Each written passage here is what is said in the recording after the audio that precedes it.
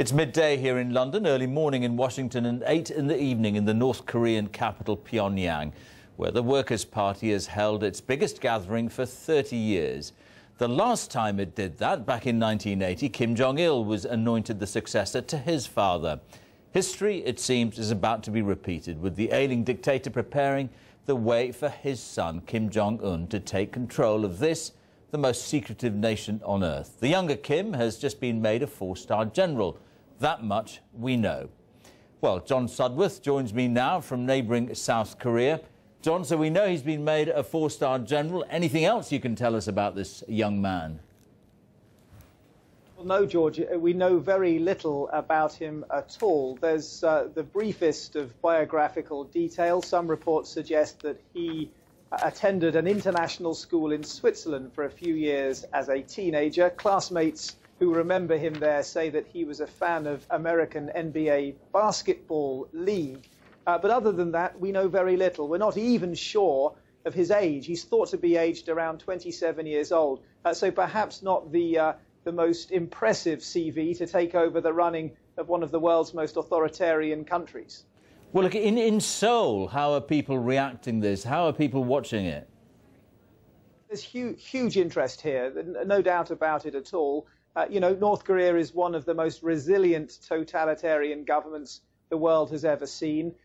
People here are used to it having defied predictions of its own demise on a number of times in the past. But I think here, for the first time in a long time, we do potentially at least have the sense of a moment of change. It may be a subtle, slow shift. It may not look like a coronation, but definitely a sense that something's going on and people are very interested. All right, John, thanks very much for that. Thank you. And joining me here in the studio is John Hemmings, an international security analyst from the Royal United Services in this. So I think John's partly answered this. No question that something important is happening. Yeah, definitely. I think it's very clear that this is the first step in anointing him as the successor to Kim Jong-il. All right, I asked this question to John just now. You know, what do we know about Kim the Younger, if I can call him that? Can you add anything at all? Well, we don't know much, as he said, but we do know from Kenji Fujimoto, the sushi chef to the Kim family, a few anecdotal points that indicate that he might be more like his father than we'd like. Oh, really? He called him a chip off the old block. Really? And apparently during a basketball game between him and his brother, he lost, so he dressed down the players for about an hour afterwards, pointing out their mistakes. So he may be the leadership quality that his father's looking for. All right. Now, he's been made a four-star general. That much, yeah, I think we know and is confirmed. What does that actually say about where power resides in North Korea? Well, clearly, yeah, power resides with the military. But in addition to him becoming promoted, his aunt, Kim Kyu-hwee, was also promoted.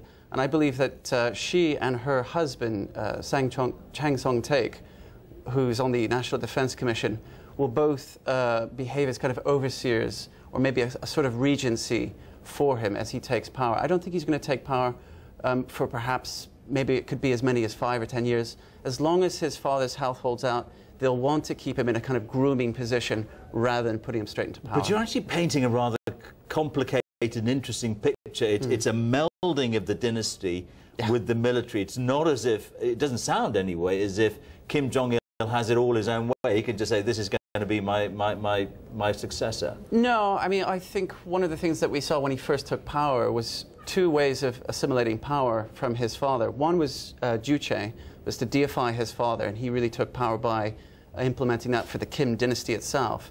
If my father's a god, therefore I am.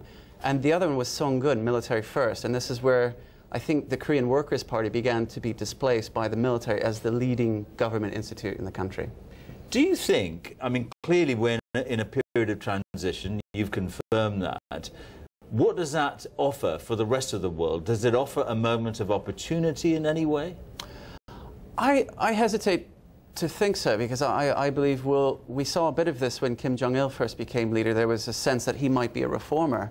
And if we go back to the 90s and some of the articles around then, there was that view. I think it's too early to tell. I don't think there's any opportunities yet. From the most recent news that I saw was that they are reinitiating talks with the South regarding unifying the families.